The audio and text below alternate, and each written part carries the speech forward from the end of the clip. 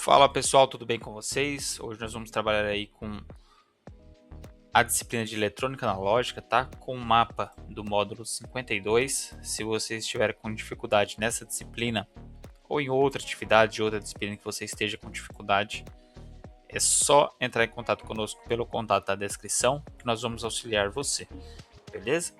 Deixa o like também, se inscreva no canal para estar fortalecendo, para a gente estar trazendo mais conteúdo, para a gente estar dando continuidade aí com os conteúdos, tá bom? E vamos lá.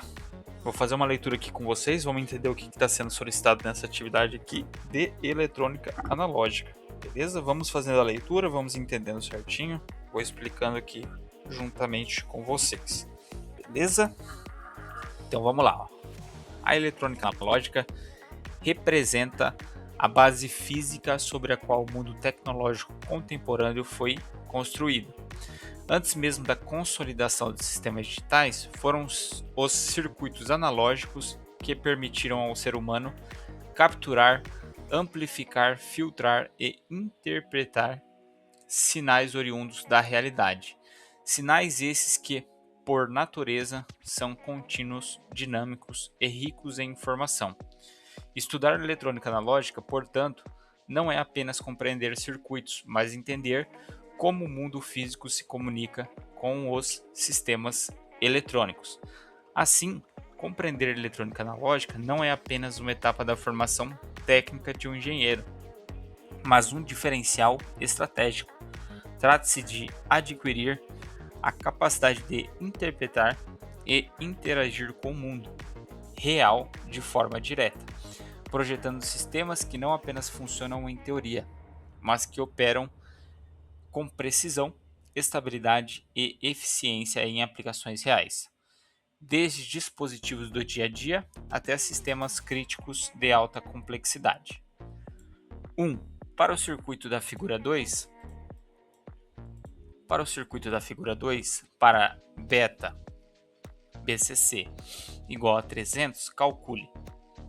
Ele pede para calcular a corrente B, corrente C, a tensão no ponto EC e a potência D, tá? Dentro desse nosso circuito aqui. Para o circuito 2, que seria esse circuito mais robusto aqui, apresente o equipamento para o valor de tensão da tensão Vx. Utilizando o ambiente LT-SPICE, simule o circuito da figura 2 e apresente a forma de onda da tensão Vx sobre a forma de onda da tensão Vc. Utilizando o ambiente LT-SPICE, simule o circuito da figura 2 e apresente a forma de onda da tensão de saída V0. Utilizando o ambiente LT-SPICE, simule o circuito da figura 2 e apresente as formas de onda das tensões VA e VB. Então vamos lá, pessoal, deixa eu explicar para vocês aqui o seguinte.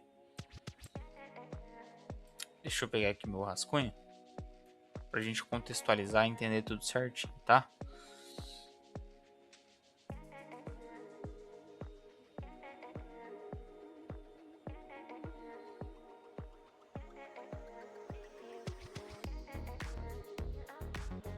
Então vamos lá, tá?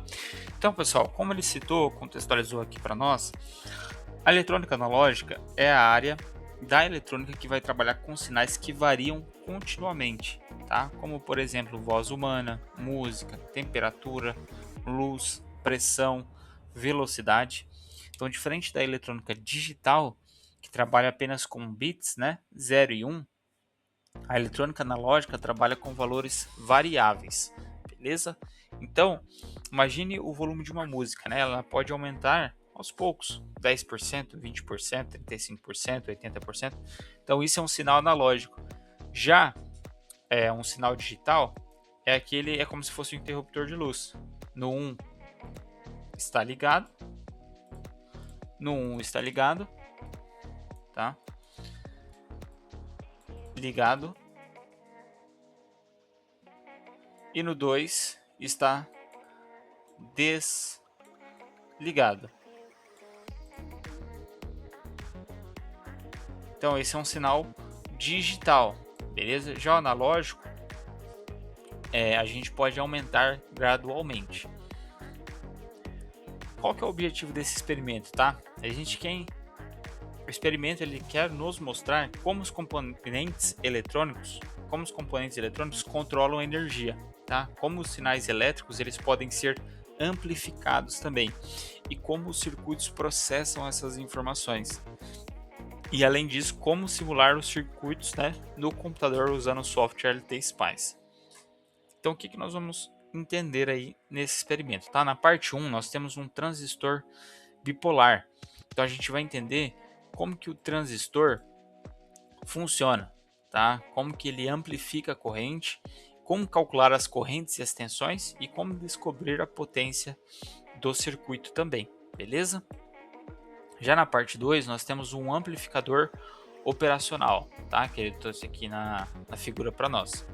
Então, nós vamos entender também como que os sinais são processados, como os amplificadores operacionais funcionam, como nós vamos simular esses sinais no software e também vamos visualizar os gráficos das tensões, beleza? E só para deixar mais claro para vocês o que é um transistor, tá, pessoal? Que ele trouxe aqui na parte 1 para nós. O transistor é um componente eletrônico que foi criado para controlar corrente, amplificar sinais e funcionar como chave eletrônica. Então ele é um dos componentes mais importantes da história da tecnologia, tá? Sem o transistor, praticamente não existiria computadores, celulares, internet, televisão, videogames, automação, inteligência artificial. Então, imagine o seguinte, imagine uma torneira, tá? A água seria a corrente elétrica. A mão controlando a torneira seria a corrente da base, beleza? E a água saindo seria a corrente principal, beleza? Então uma pequena força controla uma força maior. O transistor ele faz exatamente isso, tá? O transistor possui três terminais. Um que seria a base, então é o terminal de controle. Uma corrente pequena entra na base, ok? Essa corrente ela controla o transistor. Então nós temos aqui a base, tá?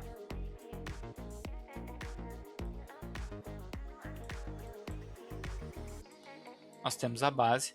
Depois nós temos o coletor, que é onde passa a corrente principal. Então nós temos o coletor. Só um rascunho, depois a gente vai escrever no Word certinho, tá? E nós temos o emissor, que é onde sai a corrente.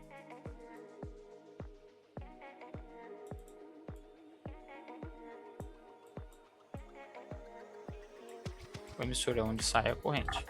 Então, o funcionamento do transistor é o seguinte: quando uma pequena corrente entra na base, o transistor lhe abre caminho para uma corrente maior passar do coletor para o emissor.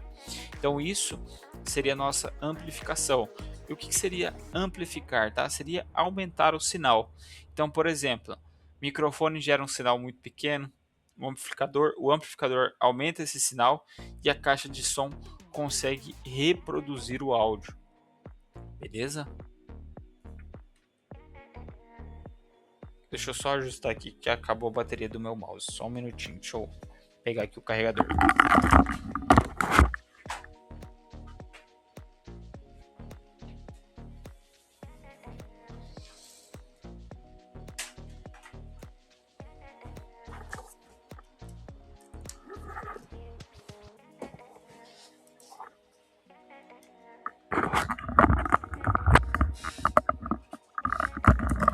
A gente consegue entender, né?